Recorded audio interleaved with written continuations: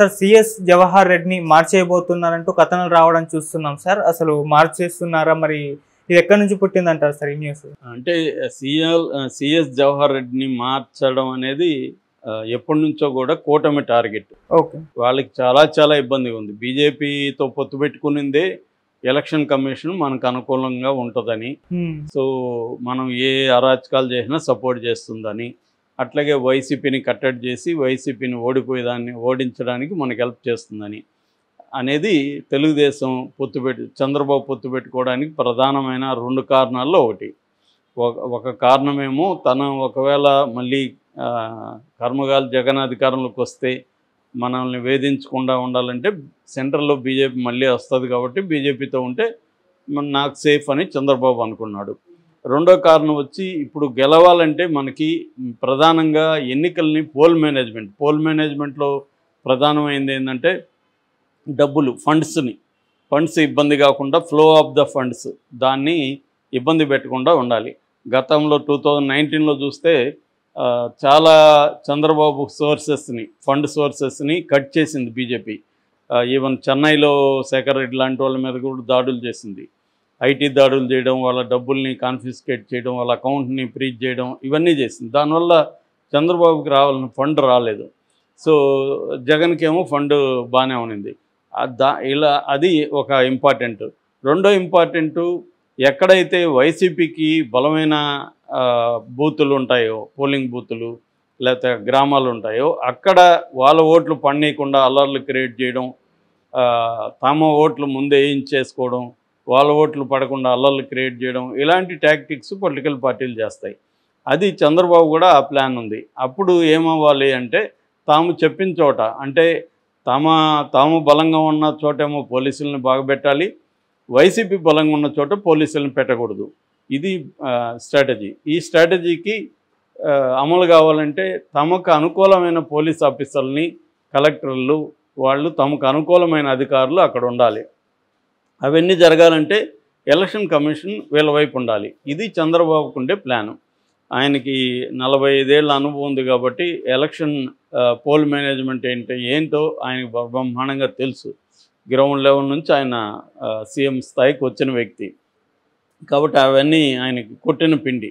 అందుకని అందరూ కూడా బీజేపీని వ్యతిరేకిస్తున్నా కూడా ఆయన పొత్తు పెట్టుకున్నాడు. బీజేపీతో పొత్తు పెట్టుకోవడం వల్ల కొన్ని సెక్షన్లు దూరం అవుతాయని భయం ఉన్నా కూడా, బీజేపీతో పొత్తు పెట్టుకోకపోతే జగన్ మనల్ని ఆడిచ్చేస్తాడు, అందుకని బీజేపీతో పొత్తుంటే జగన్ని కంట్రోల్ చేసి మనకు అనుకూలంగా ఎలక్షన్ని ఓట్లను వేయించుకోవచ్చు అన్న ఒక ప్లాన్తో చంద్రబాబు వెళ్ళాడు. నిజానికి చంద్రబాబు చాలా వరకు అది ఉపయోగపడింది. ఎందుకంటే డీజీపీని మార్చారు, ఇంటెలిజెన్స్ డీజీని మార్చారు, డిఐజీని మార్చారు, ఎస్పీలను మార్చారు, కలెక్టర్లను మార్చారు. చాలా చోట్ల ఈవెన్ ఎన్నికల ముందు 24 గంటల ముందు కూడా, ఫర్ ఎగ్జాంపుల్ తిరుపతిలో 5 మంది సీఐలను మార్చారు. ఇలాగా అనేక చోట్ల అధికారులను మార్చగలిగారు. దానివల్లనే చాలా చోట్ల చంద్రబాబు ప్లాన్ ఏం చేశారంటే, మన ఓట్లన్నీ కూడా అర్లీ మార్నింగ్ 5 నుంచే పోయి క్యూలో నిలబడేమనండి, సో 10-11కంతా మన ఓట్లు పోలైపోవాలి అనేది చంద్రబాబు స్ట్రాటజీ. దానికి తగినట్టుగానే చాలా చోట్ల వైసీపీ బలంగా ఉన్న చోట్లేమో పోలీసుల్ని పెట్టడం, పోలీసుల్ని పెట్టకపోవడం, వైసీపీ తెలుగుదేశం బలంగా ఉన్న చోట పోలీసులను పెట్టడం. అంటే తెలుగుదేశం అల్లర్లు చేస్తున్న చోట పోలీసులు ఉండరు, తెలుగుదేశం అల్లర్లు ఎక్కడ చేస్తుంది, వైసీపీ బలంగా ఉన్న చోట చేస్తుంది.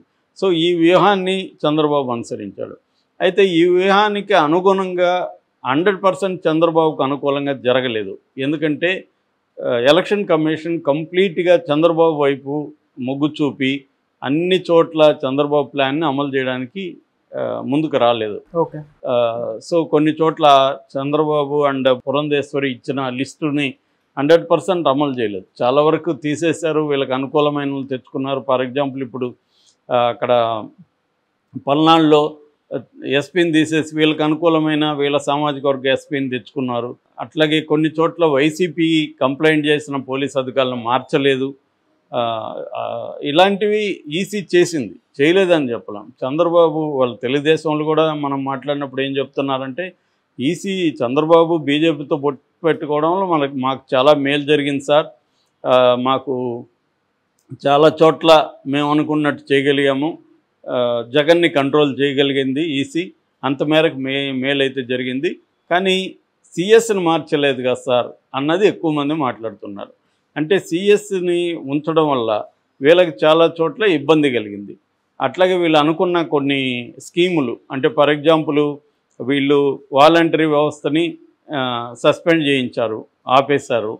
సో ఆపేసినాక ఇప్పుడు వీళ్ళ దగ్గర దాదాపు 2.5 లక్షల మంది వాలంటీర్లు వెళ్ళిపోయినాక మిగతా 66 లక్షల మంది పెన్షనర్లకి డబ్బులు అందకపోతే ఎండలో వచ్చి వాళ్ళు ఇబ్బందులు పడతారు. దీనికి అంత కారణం తెలుగుదేశం అంటారు కాబట్టి డబ్బుల్ని ఇంటికే పోయి ఇప్పించేట్టుగా వీళ్ళు ప్లాన్ చేశారు. కానీ సిఎస్ దీన్ని అమలు చేయలేదు. సిఎస్ మాకు సాధ్యం కాదని చెప్పేశాడు. అదే వీళ్ళ సిఎస్ ఉంటే అట్లాంటివి చేసుకొని ఉండవచ్చు. అట్లాగే అనేక వాటికి ఫండ్స్ రిలీజ్ చేయొద్దంటే రిలీజ్ చేయడం, ఇవన్నీ చేశాడు. అంటే ఎలక్షన్ కమిషన్ గట్టిగా చెప్తే సిఎస్ ఏం చేసుకోలేడు నిజానికి. కానీ వీళ్ళకి అనుకూలంగా సిఎస్ లేడు కాబట్టి వాళ్ళు ముందు నుంచి కూడా సిఎస్ మీద కోపంగా ఉన్నారు. సిఎస్ని మార్చకుండా ఎంతమందిని మార్చి ఏం లాభం అన్నది వీళ్ళు మనతో మాట్లాడేటప్పుడు చెబుతున్నారు. సో అందుకని ఇప్పుడు ఏం చేశారు, సరే ఎలక్షన్ ఎట్లాగా అయిపోయింది, ఇప్పుడు కౌంటింగ్ అప్పుడైనా మన సిఎస్ ఉంటే, ఎందుకంటే ఇప్పుడు కౌంటింగ్ అప్పుడు అక్కడ ఆర్ఓలు కానీ, రిటర్నింగ్ అధికారులు కానీ, పోల్ మేనేజ్మెంట్ అధికారులు కానీ, గవర్నమెంట్కి సంబంధించిన అందరూ కూడా సిఎస్ ఆధ్వర్యంలో పనిచేయాలి. సో తాము అనుకున్న వాళ్ళని అనుకున్న చోట పెట్టాలనుకున్న సిఎస్ ఆధ్వర్యంలో ఉంటుంది కాబట్టి సిఎస్ని మార్చేసి తమకు అనుకూలమైన సిఎస్ని ఇప్పుడు వేసుకుంటే కౌంటింగ్ దగ్గరన్నా మనకు అనుకూలంగా జరుగుతుంది అనేది చంద్రబాబు ప్లాన్. అందుకని చంద్రబాబు ఏం చేస్తున్నా అంటే, మామూలుగా చంద్రబాబు వ్యూహం మనం గమనిస్తే ఎట్లా ఉంటుందంటే, ఎవరినైనా అటాక్ చేయాలంటే ముందు తమ పార్టీ వాళ్ళ దగ్గర చేయించడు, వేరే పార్టీ వాళ్ళ దగ్గర చేయిస్తాడు ముందు. అంటే సిపిఐ చేస్తుంది, లేదా జనసేన చేస్తుంది, లేదా అనామక పార్టీ ఇంకేదో వచ్చి చేస్తుంది. ఇలాగా చేయిస్తడం, వాళ్ళ ద్వారా కోర్టుకి వేయించడం, ఇట్లా రకరకాల ఎత్తులేస్తాడు అనమాట. సో ఇప్పుడు మనం కానీ చూస్తే తెలుగుదేశం తరఫున వర్లరామయ్య రంగంలో ఉన్నాడు. ఆ తర్వాత కనకమేడల, అక్కడేమో ఢిల్లీలో కనకమేడలు చూసుకుంటుంటాడు, రిపోర్ట్లంతా కనకమేడలు ఇస్తాడు.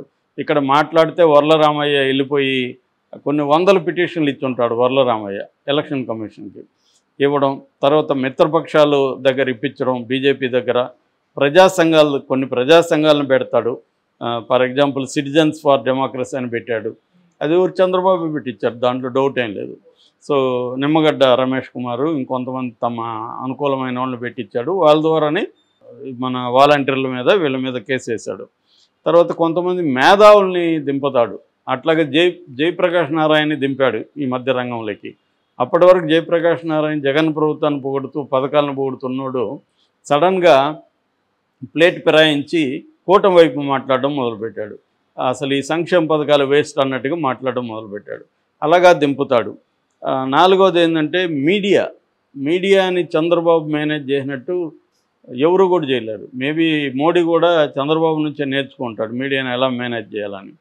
సో ఈజ్ విశ్వగురు ఆ విషయంలో. సో ఈ పద్ధతుల్లో తను ఎవరినైనా ఒకరిని బదనాం చేయాలా, వాడిని తీసించేయాలా అనుకున్నప్పుడు ఇన్ని వైపుల నుంచి కమ్ముకుంటారు. అలాగా సిఎస్ జవహర్ రెడ్డిని ఇప్పుడు కమ్ముకుంటూ వస్తున్నారు. ఫస్ట్ ఏంటంటే వాడెవడో అనామకుడు విశాఖపట్నంలో జనసేన కార్పొరేటర్, అతను కంప్లైంట్ చేయడం. మామూలుగా అయితే ఎవరైనా కంప్లైంట్ చేస్తే ఎవడన్నా పట్టించుకుంటాడా, కానీ ఇప్పుడు అది నేషనల్ ఇష్యూ చేయగలిగాడు చంద్రబాబు. అంటే ఇదంతా ముందే ప్లాన్ అనమాట. అంటే అక్కడ లోకల్గా ఒక అతను చేసి 800 ఎకరాలు తను కబ్జా చేశాడు అనేది ఒక ఆరోపణ. సో దాని మీద ప్రభుత్వ భూములు కబ్జా చేశాడు అని అతను ఆరోపించగానే దాని మీద తెలుగుదేశం మీడియా అంతా చర్చలు, ఫ్రంట్ పేజీ న్యూసు, వార్తలు ఇవన్నీ. దాని తర్వాత మిగతా వాళ్ళు రంగంలోకి వస్తారు, తెలుగుదేశం వాళ్ళు రంగంలోకి వచ్చి వాళ్ళు ప్రెస్ మీట్లు పెట్టి చేస్తున్నారు. ఈరోజు కానీ మన ఆంధ్రజ్యోతి చదివితే ఆంధ్రజ్యోతి కథనం అంతా ఎలా ఉందంటే, అతని ఆగడాలు, అతని అక్రమాలు, అతని పద్ధతి చూసి ఈసీనే ఆశ్చర్యపోయిందంట. ఈసీ ఆశ్చర్యపోవడం ఏంటి, ఈసీ కింద కదా అతను పనిచేయాలి. ఇప్పుడు నువ్వు నా కింద పనిచేస్తే నీ అక్రమాలు చూసి నేను ఆశ్చర్యపోతూ ఉంటానా, నిన్ను తీసేస్తానా? నేను ఆశ్చర్యపోయానంట, ఈసీ ఆశ్చర్యపోయిందంట. నిశ్చితంగా వివరాలు ఇచ్చాడంట. తర్వాత కౌంటింగ్ ఇతనుగానే ఉంటే కౌంటింగ్ సక్రమంగా జరగదంట. ఈసీ కదా పర్యవేక్షణలో ఉండాలి, ఇతనుంటే ఎందుకు జరగదు అంటే వీళ్ళకి నచ్చలేదు, సో ఇతన్ని తీసేయాలి, తమకు అనుకూలమైన పెట్టుకోవాలి. దీనికి తగిన ఒక నెరేటివ్ని అందరూ కలిసి బిల్డప్ చేస్తున్నారు. బిల్డప్ చేసి ఈరోజైతే ఆయన ఈసీ సిఎస్ వెళ్ళిపోతున్నాడని ఆంధ్రజ్యోతి రాసింది. అంటే మరి నిజంగా వెళ్ళిపోబోతున్నాడా, ముందుగా వీళ్ళకి హింట్ వచ్చిందా, లేదు మా ప్రజలు కొన్ని వందల ఫిర్యాదులు వెళ్ళాయంట. 100 ఫిర్యాదులు ఎవరు వెళ్తాయి, వీళ్ళే చేస్తారు. సో అతన్ని మార్చాలనుకుంటే ఇది మెథడ్లో చంద్రబాబు కమ్ముకొని చేస్తున్నాడు. మరి ఈసీ మారుస్తుందా లేదా అనేది మనం చూడాలి.